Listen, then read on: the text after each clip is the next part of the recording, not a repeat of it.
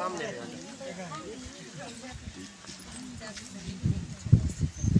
तो हमारे फसल को उसके जीवन काल तक 80 किलो नाइट्रोजन की आवश्यकता है ना, प्रति 2.5 एकड़। तो 2 किलो 80 को आप गुना कर दीजिए 2.17। अगर आपके पास मोबाइल है या नहीं है पेन है उससे कर सकते हैं। तो उसमें आएगा 173 किलो यूरिया। ठीक है, 173। 80 किलो यूरिया डालने की सोचेंगे ना, 80 किलो देना ऐसे करके, लेकिन यूरिया से हम नाइट्रोजन चाहिए उसको, तो हम क्या करेंगे 173 किलो देंगे, यूरिया डालेंगे, 2.5 एकड़ का बता रहा हूँ। ठीक है, तब जाके फसल को 80 किलो नाइट्रोजन मिलेगा। अगर आपको उसको एकड़ में निकालना है तो 1 एकड़ में 4000 वर्ग मीटर होता है। तो 0.4 से उसको गुणा कर दीजिए, 173 को 0.4 से गुणा कर दीजिए, तो आपको मिल जाएगा 1 एकड़ में कितना डालना है यूरिया वो। ठीक है, तो ये यूरिया है, डीएपी है, पोटास है, वो नाइट्रोजन, फास्फोरस, पोटेशियम का स्रोत है। नाइट्रोजन जो है हम वर्मी कंपोस्ट से भी पूर्ति कर सकते हैं, गोबर खाद से भी पूर्ति कर सकते हैं। आप अजोला भी सुने होंगे, अजोला सुने हैं ना? अजोला को हम खेत में डालेंगे तो वो अजोला भी हमारे प्रकृति में जो ऊपर में रहता है ना, नाइट्रोजन की मात्रा ऊपर में रहता है, तो वो अजोला भी फिक्स करता है। आप राइजोबियम नाम का सुने होंगे, यहाँ बहुत सारे किसान हैं, ऐसे समृद्ध किसान हैं। राइजोबियम को चना दलहनी फसल में उपयोग करते हैं। क्यों करते हैं? क्योंकि वो जड़ों में एक ग्रंथि बनाता है ना, वो ग्रंथि ऊपर के नाइट्रोजन को जमीन में फिक्स करता है। तो अपन को नाइट्रोजन देने के लिए ही सिर्फ यूरिया का ही उपयोग करें ये जरूरी नहीं है। हमको उसको क्या क्या स्रोत है उसका भी जानना जरूरी है। ठीक है, केचुआ खाद में, ठीक है, केचुआ खाद में 100 ग्राम में 1.5 ग्राम नाइट्रोजन होता है। ठीक है, 100 ग्राम में 1.5 ग्राम, 100 किलो में कितना हो जाएगा वो? 100 किलो में 10 से उसको पूरा कर दीजिए तो 15 ग्राम हो जाएगा वो, है ना।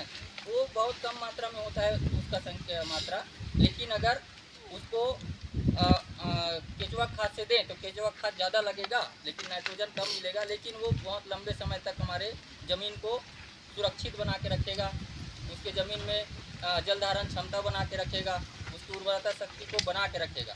लेकिन हम यूरिया की मात्रा ज़्यादा डाल रहे हैं तो हमारा ज़मीन खराब होगा, है ना, और पूरी की पूरी मात्रा भी फसल नहीं ले पाता।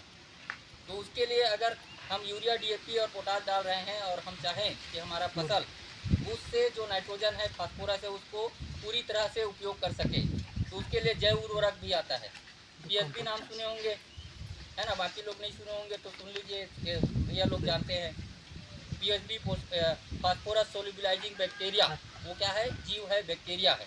जब हम डीएपी डालते हैं तो कई तो डीएपी को वो ऐसे ही रहता है, पानी नहीं हुआ तो पानी में भी बहुत सारे डीएपी नहीं घुलता है ना, और वो नीचे भी चला जाता है, पौधा उसको अच्छा से नहीं खा पाता। तो वो जो बैक्टीरिया है डीएपी में जो फास्फोरस होता है कार्य करता है वो। ठीक है, तो मेरा बताने का ये था, ये बहुत लंबा चल जाता है चलने के लिए, लेकिन यही था मेरा कि हम यूरिया डालते हैं, डीएपी डालते हैं, हमको पता नहीं होता है कि हमको नाइट्रोजन, फास्फोरस और पोटास डालना है, ना कि यूरिया, डीएपी, पोटास डालना है ना। तो गोबर खाद हो गया, नाइट्रोजन हो गया, पीएसबी हो गया, केएसबी हो गया, एजोला हो गया, है ना, राइजोबियम हो गया, एजोस्पिरिलियम हो गया, ये जैव उर्वरक होते हैं, उसको डालेंगे तो वो हमारी मिट्टी में वो नाइट्रोजन को भी बढ़ाएगा, फास्फोरस को भी बढ़ाएगा, है ना। तो हमको बाहर से यूरिया, डीएपी की डालने की ज़रूरत नहीं होगा। और अगर हम डाल भी रहे हैं तो वो जो पौधे जो है ठीक प्रकार से नहीं ले पाते, तो उसको अच्छा से उपयोग कर सके, इसलिए इसका उपयोग करेंगे, पीएसबी, जेडएसबी का, तो अच्छा से उपयोग करेगा वो। तो हमारा खर्चा भी कम होगा, है ना, और उत्पादन भी ज़्यादा बढ़ेगा।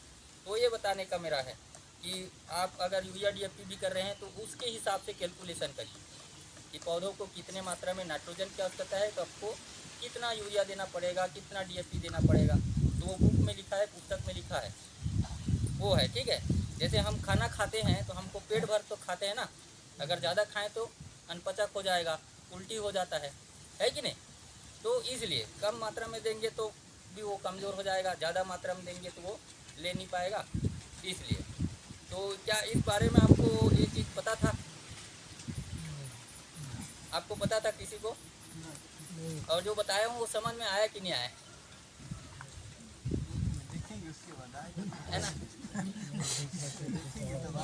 इतना तो नहीं है सर, किसान लोग क्या है, किलो नाइट्रोजन फसल को नहीं मिलेगा, है ना, जबकि 100 किलो में 46 किलो होता है नाइट्रोजन, इस प्रकार से। ठीक है, जैविक ऐसे दवाई भी है जो जिसका उपयोग करेंगे तो खर्चा कम होगा और लाभ ज़्यादा होगा। तो बीमारी अगर आ रहा है तो ट्राइकोडर्मा से बीज उपचार करके करें, है ना। कीड़ा आ रहा है तो उसके लिए भी उसमें लिखा है, एक ब्यूवेरिया बेसियाना टाइप का नाम का फफूंद आता है, उसका मार्केट में भी मिल जाता है, उसको उपयोग करेंगे तो वो कम खर्चा में और एक बार डालेंगे तो फैलता रहेगा खेत में, है ना। जैविक तरीका है ये। और प्राकृतिक तरीका से भैया लोग बहुत जानते हैं, बहुत अच्छी तरह से प्रशिक्षण लिए है, वो उनसे पूछेंगे तो अच्छे से बता देंगे, है ना। तो अगर कीड़े बीमारी से शुरुआती तौर में हमको रोकना है, रोकथाम करना है, तो अपने खेत की गहरी जुताई करें। उसमें जो कीड़े बीमारियां के फफूंद होते हैं वो ऊपर आ जाएंगे और सूर्य के तापमान से गर्मी से मर जाएगी। तो पहले शुरुआती तौर में ही हम उसको बीमारी से बचा सकते हैं। दूसरा, बीज का उपचार करें, है ना। बीज का उपचार करने के लिए रासायनिक दवा भी है, जैविक विधि का भी बताया, ट्राइकोडर्मा, है ना। प्राकृतिक विधि भी है, गाय का, देसी गाय का गोबर, गौमूत्र, चूना मिला के ये सारी चीज़ें बना सकते हैं। ठीक है। इसके बाद खरपतवार का आता है, तो नींदा का आता है समस्या, और घास का आता है। तो आप घास को कंट्रोल करने के लिए क्या उपयोग करते हैं? दवाई उपयोग करते हैं। कौन सा दवाई? साथी है। साथी है। साथी को कितने दिन में डालते हैं? 3-4 दिन, 3-4 दिन में, है ना। तो रुपये उसके बाद 20-25 दिन बाद एक और दवाई डालते होंगे, नॉमिनी नोमिनी गोल्ड, है, जानते हैं। तो इस दवाइयों को डालने का समय तो ज़्यादा ध्यान रखें, है ना, ये काम करता है। और जैसे बोल रहे हैं कि साथी को बुआई के 3 दिन के अंदर डालना है, 3 से 4 दिन के अंदर, और नोमिनी गोल्ड को 20 से 25 दिन के अंदर डालना है। और नोमिनी गोल्ड को एक बार डालने के बाद खेत को पानी से भर के रख देना है 3 दिन तक, 70 घंटे तक कम से कम, तब वो नोमिनी गोल्ड जो है काम करता है। ठीक है। तो समय का ध्यान इसमें रखना है। तो और कीड़े बीमारी और रोकना है तो एक और उपाय आता है फसल चक्र का। तो फसल चक्र में का उसका सिद्धांत ही बहुत बढ़िया है ना। अगर हम धान के बाद और धान लगा रहे हैं तो उसके कीड़े बीमारी की लगने की चांसेस ज़्यादा हो जाती है। अगर धान के बाद हम चना लगाएं, मटर लगाएं या अलसी लगाएं तो धान में जो बीमारी लगता है वो चना में नहीं लगता, मटर में नहीं लगता। तो उसके जो फफूंद है उसको कम कर सकते हैं, है ना। और एक तो इस तरह से बीमारी को कम कर सकते हैं। एक तो धान ज़्यादा पानी चाहने वाला फसल है कि नहीं, 5 सेंटीमीटर उसको हमेशा चाहिए ही रहता है। तो अगर हम दूसरे सीजन में धान ही लगा रहे हैं तो पानी की समस्या हो सकती है। तो धान के बाद अगर चना लगाएं तो चना मटर जो है कम पानी में हो जाता है। तो हम डायरेक्टली या इनडायरेक्टली हम जल संरक्षण कर सकते हैं, कम पानी में फसल का उत्पादन भी कर सकते हैं और जल का संरक्षण भी कर सकते हैं, है ना। इसका सिद्धांत है, कम ज़्यादा पानी चाहने वाले फसल के बाद कम पानी चाहने वाले फसल लगाएं, है ना। उथले जड़, गहरी जड़ फसल के बाद उथली जड़ लगाएं। तो उससे क्या होगा, जो हम खाद वगैरह डालते हैं वो नीचे चला जाता है ना। तो अगर उथली जड़ वाले के बाद गहरी जड़ वाले लगा रहे हैं तो वो गहरी जड़ वाला नीचे से ज़मीन से अपना वो भोजन ले सकता है। तो वो खाद अगर नीचे चला गया है तो उसका उपयोग हो जाता है। तो ये सारे चीज़ें, बहुत सारे छोटी छोटी चीज़ें हैं। तो मैं इतना कहकर अपना वाणी को विराम देता हूँ। और हमारे बीच और भी अधिकारी है, वो अपने योजनाओं के बारे में बताएंगे, विभागीय योजनाओं के बारे में। तो इतने ध्यान से सुनने के लिए आप लोगों का बहुत बहुत धन्यवाद। तो हमारी जो योजना है, सबसे पहले बता रहा हूँ, सॉइल हेल्थ कार्ड योजना, माने हमारी मृदा को जांच कराने के लिए एक योजना बनाया गया है केंद्र सरकार द्वारा।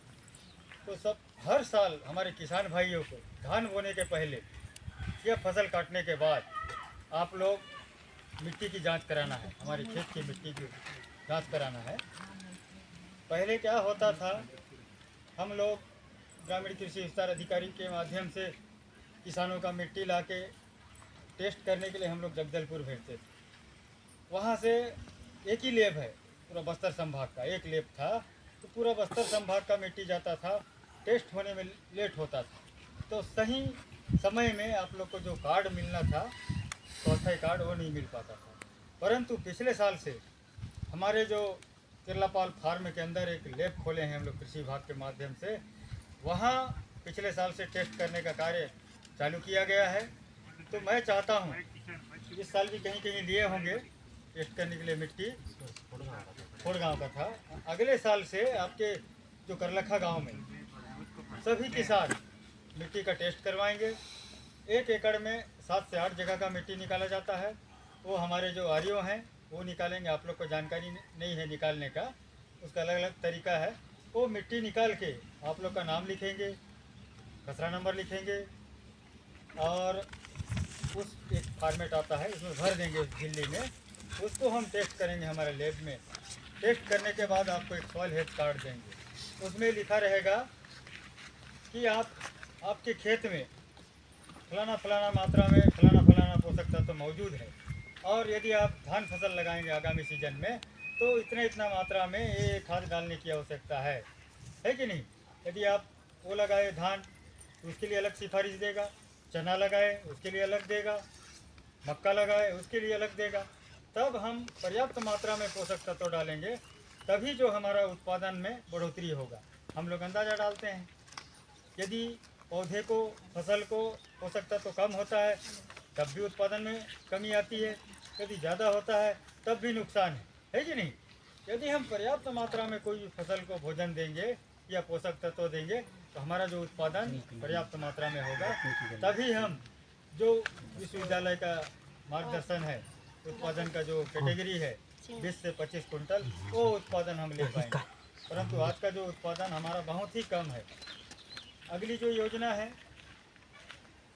प्रधानमंत्री किसान सम्मान निधि योजना, इस योजना के तहत बहुत सारे किसान भाई लोग लाभ ले रहे हैं, और बहुत सारे किसान ऐसे हैं जो इस योजना से वंचित हैं। मालूम है ना, प्रधानमंत्री किसान सम्मान निधि योजना जो साल में 6,000 रुपया मिलता है, 3 बार जमा होता है, 2-2 हज़ार मिलता है कि नहीं। और अभी वर्तमान में जो हमारा विकासखंड नारायणपुर में 14,725 किसान, परंतु हमारे कृषि विभाग के माध्यम से 12,335 किसान को ही पंजीयन किया गया है। और उसमें पंजीयन तो हुआ है, परंतु जो लाभ ले रहे हैं 8,500 किसान ही लाभ ले रहे थे। उन जो किसान शेष हैं उनका जो EKYC करना था, किसी का आधार सीडिंग करना था, किसी का लैंड सीडिंग करना था। वर्तमान में लगभग 90% कार्य पूरा हो चुका है, और आगामी माह में जो 20वां किस्त जमा होना, वो 20वां किस्त जमा हो जाएगा। जितने लोगों का EKYC नहीं हुआ था, लैंड सीडिंग नहीं हुआ था, एक किसानों का लैंड सीडिंग भी हुआ है, आधार सीडिंग भी हुआ है। कुछ लोग बचे हैं, क्यों दिया KYC तो कम्प्लीट है, और कुछ किसान मृत्यु हुए हैं, उनका भी हमारे लिस्ट में नाम है। यदि कोई किसान भाई, किसान मुखिया है, उनका मृत्यु हुआ है तो उनका एक मृत्यु प्रमाण पत्र देंगे हमारे आरओ को। उसके बाद उसका पंजीयन तो हुआ ही है, उसको मैं डिलीट करूंगा, ब्लॉक लेवल से मैं उसको डिलीट करूंगा। उसके बाद ही उसके जो संतान हैं, वारिसान हैं, वो पुनः पंजीयन कराएंगे। ये पंजीयन की प्रक्रिया जो है लोक सेवा केंद्र में है।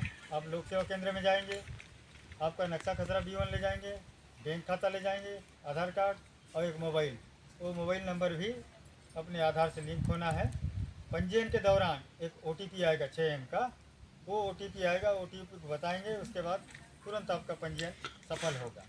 तो जो भी किसान यदि बचे हैं तो ये PM किसान लाभ लेने के लिए पंजीयन कराएं, और जिनका फौती नहीं कटाए हैं वो भी फौती कटाएं और अपने वारिसान का पंजीयन करवाएं।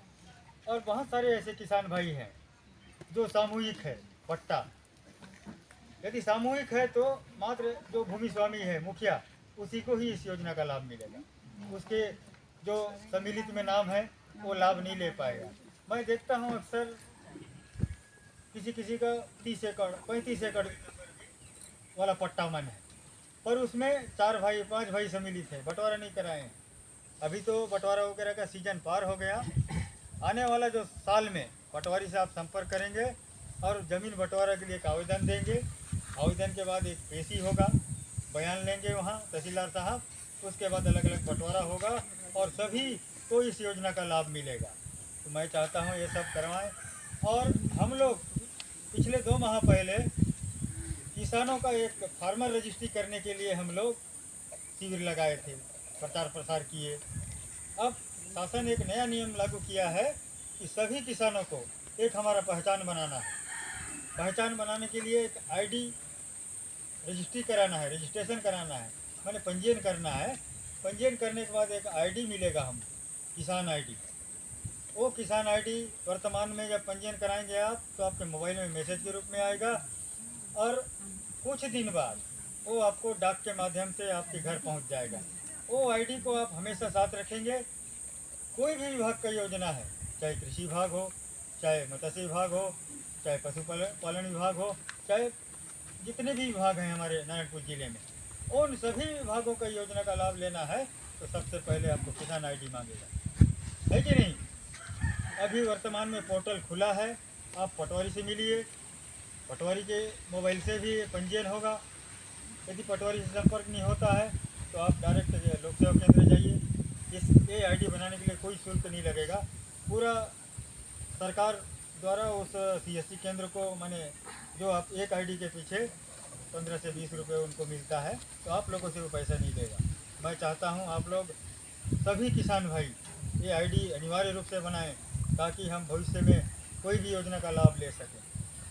अगली जो योजना है प्रधानमंत्री फसल बीमा योजना। इस योजना के तहत हमारे जितने भी किसान भाई हैं उनको बीमा कंपनी के द्वारा पंजीयन किया जाता है, कृषि विभाग के द्वारा पंजीयन किया जाता है, बीमा के जो एजेंट हैं वो लोग आते हैं और हमारा सहकारी समिति।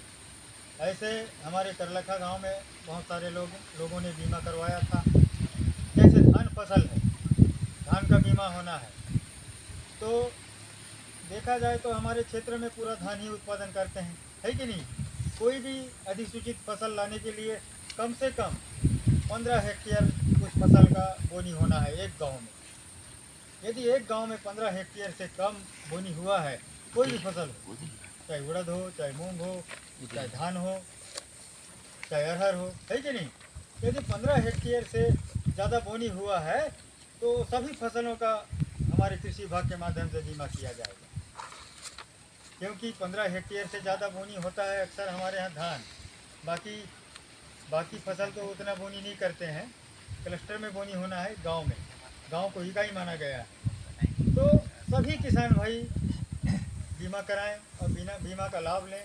2.5 एकड़ के पीछे धान के लिए बता रहा हूँ 2% प्रीमियम देना है, बाकी जो परसेंट शासन देता है 2% मैंने 2.5 एकड़ का 840 रुपये लगेगा।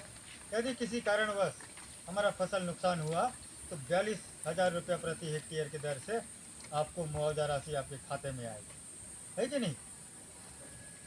और कई लोग सोचते हैं हम हमेशा बीमा कराते हैं परंतु बीमा राशि नहीं मिलता है।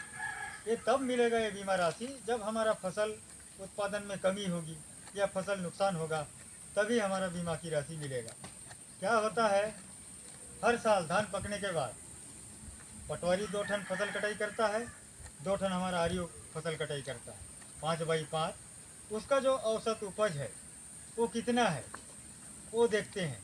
यदि उपज कम आया, 35% से कम आया उत्पादन, तो सभी किसानों को इस बीमा का फ़ायदा मिलेगा। और 35% से भी उपज कम ज़्यादा आया तो ये बीमा का लाभ आप लोग नहीं ले पाएंगे। इसके लिए क्या होता है, हाँ ये क्या होता है, शासन से रैंडम नंबर आता है 4 अंक का।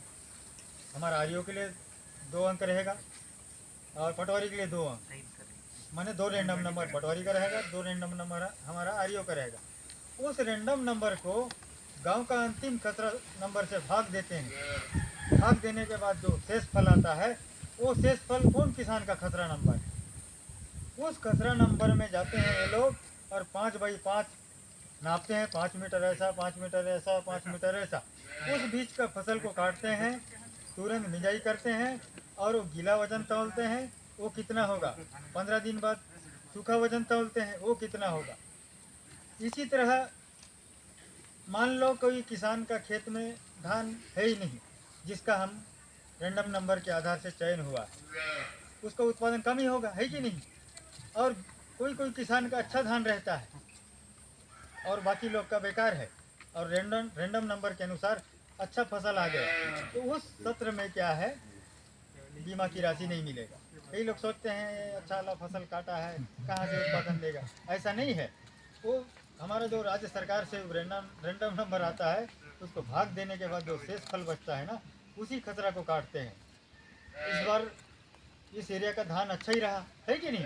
परंतु जब वो फसल कटाई की है, रैंडम नंबर के आधार से जो चयन हुआ तो बहुत बेकार फसल वाला खेत चयन हुआ, इसलिए बहुत सारे लोगों को मिला। मैं बेलगांव का हूँ, मैंने बाकुलवही मेरा निवासी है और घर है बेलगांव।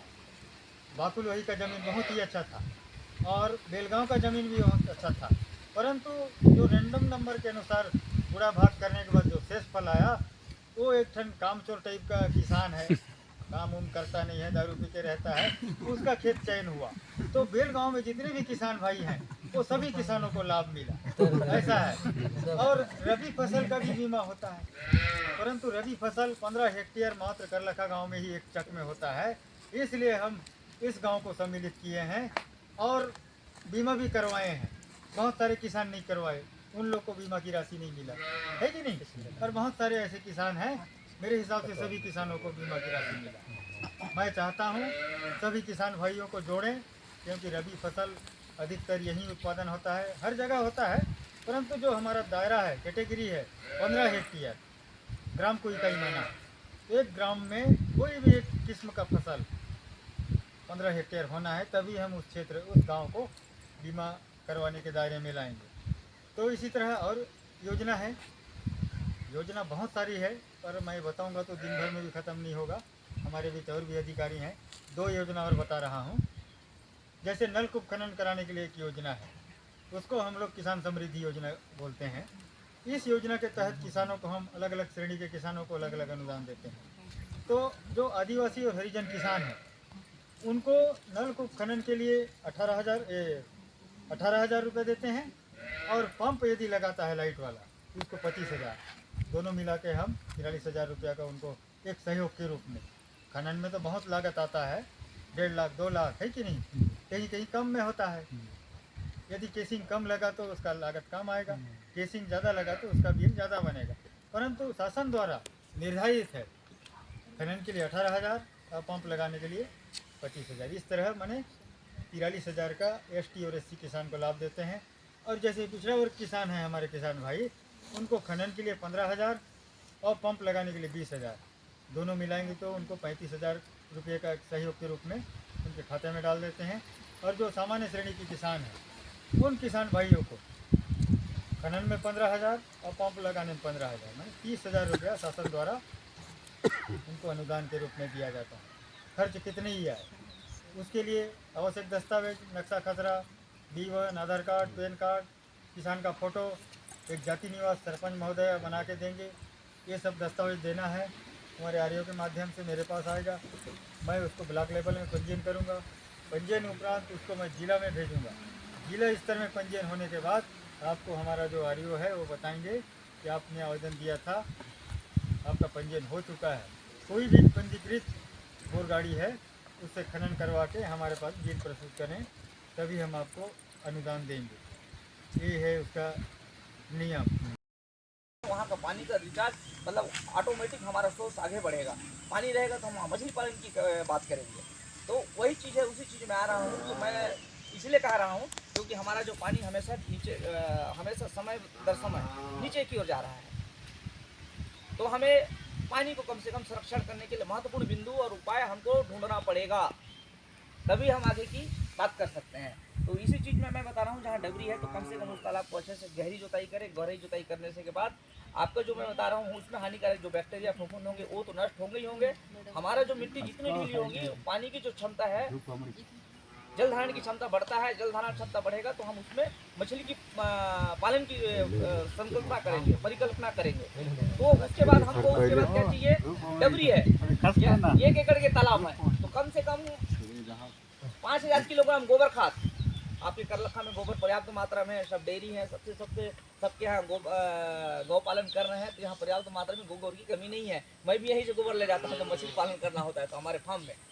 तो कम से कम यहाँ इस मामले में तो आप लोग आगे ही हो गोबर के मामले में। तो मैं ये बोल रहा हूँ कि पहले खेत में जैसे हम लोग खेत की तैयारी करते हैं उसी प्रकार तालाब की तैयारी कीजिए। आप गहरी जुताई करने के बाद जैसे 25 से 50 डिसमिल है, 25 डिसमिल है या 25 बाई 25 है, 30 बाई 30 है, तो उसमें कम से कम चूना, दल्ला वाला चूना डालें। समझ रहे हैं? उसमें कैल्शियम कार्बोनेट की मात्रा भरपूर मात्रा में है। तो हमारे जैसे तालाब के लिए चूना क्यों जरूरी है? चूना इसलिए जरूरी है क्योंकि वो पानी की पीएच, जैसे मिट्टी का पीएच होता है, कभी भी आप लैब टेस्ट कराएंगे तो पीएच टेस्ट जरूर जान लें। क्योंकि कभी भी अगर आपका मिट्टी अगर पीएच अम्लीय होगा, कभी भी आप कितने खाद डाल लें, कितने कुछ कर लें, आपका जो उत्पादन है वो कम देगा। इसलिए पीएच का वैल्यू बहुत ज़रूरी है। हमारे पानी में भी जो हम पानी पीते हैं उसमें भी पीएच वैल्यू का होना एकदम महत्वपूर्ण है। कभी भी एसिडिक नहीं होना चाहिए, अम्लीय नहीं होना चाहिए, हमेशा क्षारीय होना चाहिए। हम जो पानी पीते हैं, चाहे वो आप मछली पालन करते हैं वो पानी क्यों ना हो, चाहे आपको मिट्टी का पानी पीएच क्यों ना हो, कम से कम हमारी जैसे पानी का पीएच हम जहाँ मछली पालन करते हैं 6.5 से 7.5 के बीच होना चाहिए। ना ज़्यादा अम्लीय होना चाहिए, ना क्षारीय होना चाहिए। समझ रहे हैं? बहुत ज़रूरी है। अगर इसकी पहचान के लिए आपको कम से कम आप घर का पानी का भी पीएच टेस्ट कर सकते हो। आप लोग लिटमस पेपर आता है, पानी में आप डुबाइए, उसके बाद देखिए उस कलर में आपका जहाँ मैच खा रहा है वहीं पे उस चीज़ में, जैसे हम लोग ब्लड टेस्ट नहीं कराते हैं, एक सैंपल टाइप का होता है, उसमें ब्लड टेस्ट कराएंगे कि हमारे कितना ग्राम हीमोग्लोबिन है, उसी टाइप को पानी में हम डुबा के डालेंगे तो उसमें आपको पता चल जाएगा कि हमारे पानी का पीएच कितना है। तो उस पीएच में आप मिलान कर सकते हैं उस कलर के आधार पर कि हमारी मिट्टी का पीएच ये है, तो हम ये जान सकते हैं। मशीन भी आता है अलग, पानी में डुबाएंगे तो ऑटोमेटिक वो मशीन आता है तो पानी के पीएच का वैल्यू बताता है। तो पानी बहुत ज़रूरी है हमारे पानी में मछली पालन के लिए, पीएच वैल्यू, तो उसी को बोलते हैं वाटर पैरामीटर। इस चीज़ को क्योंकि देखिए वो होता है अमोनिया होता है और कुछ और चीज़ें हैं, तो एकदम अनिवार्य, एक बैलेंस होना अनिवार्य है, तभी हम आगे मछली पालन की परिकल्पना कर सकते हैं, सोच सकते हैं। अगर ये उल्टा पिल्टा है, आगे पीछे है, जैसे कम हो गया, ज़्यादा हो गया, तो इसी में मछली में भी जो नुकसान होने की संभावना रहता है, बीमारी होने की संभावना रहता है, या हमारे बाढ़ को प्रभावित कर सकता है। तो ये बहुत ज़रूरी है। ये पहले जो प्रारंभिक बिंदु जो मैं बताया ना, पीएच, पानी का पीएच, कलर, कहने का मतलब होता है कि इस पीएच में हम लोग आराम से मछली पालन कर सकते हैं, इसमें बीमारी या कुछ चीज़ होने की संभावना नहीं है अगर ये हमारा तैयारी बराबर करे तो। उसके बाद है गोबर खाद। जैसे मैं बताया 1 एकड़ है तो कम से कम 5000 किलोग्राम गोबर खाद ये डालिए, पूरे छिड़काव करिए, जैसे हम लोग खेतों में धान की खेती में करते हैं। इसमें क्या है, गोबर में क्या होता है, पर्याप्त मात्रा में पोषक तत्व, तो जैसे स्रोत है वो उत्पन्न, जैसे मैं बता रहा हूँ, गोबर में जैसे होता है पर्याप्त मात्रा में पोषक तत्व तो पाए जाते हैं, और वो हमारे जैसे नेचुरली भोजन बनाने का काम करता है। समझ रहे हैं? इसमें भी रासायनिक खाद डालने का रहता है, लेकिन मैं रासायनिक खाद को हमेशा से दूर रखता हूँ, क्योंकि मैं हमेशा जैविक की ओर जाता हूँ। रासायनिक खाद में जैसा चीज़ है वो कभी कभी होता है तो उस पूर्ति के लिए किया जाता है, हमारे पास विकल्प है, लेकिन आप जैविक की ओर जाइए। जैविक की ओर जाने से क्या होता है, बीमारी होने की संभावना, जो भी उसका उत्पाद होता है हमारे लिए बहुत अच्छा चीज़ होता है। क्योंकि देखिए हम जैविक रासायनिक खाद की ओर जाते हैं तो रासायनिक खाद में जो भी उसका उत्पाद होता है, चाहे धान हो, चाहे सब्जी हो, चाहे मछली भी हो, कुछ भी चीज़ हो, उसका जो उत्पाद होता है हमको देता तो जरूर है उत्पादन, लेकिन उसमें जो चीज़ है बीमारी भी लाता है। वो जानते तो हम आप लोग इस चीज़ के बारे में, ऐसा नहीं है कि नहीं जानते हैं, उत्पादन जरूर बढ़ाता है, लेकिन वो कहीं ना कहीं हमारे को बीमारी भी देता है। तो हम ऐसा ना करके हम प्रोडक्शन हम उसी चीज़ की ओर जाए, जैविक की ओर जाए, उसका उत्पाद भी होगा, स्वादिष्ट होगा और बीमारी रहित भी होगा।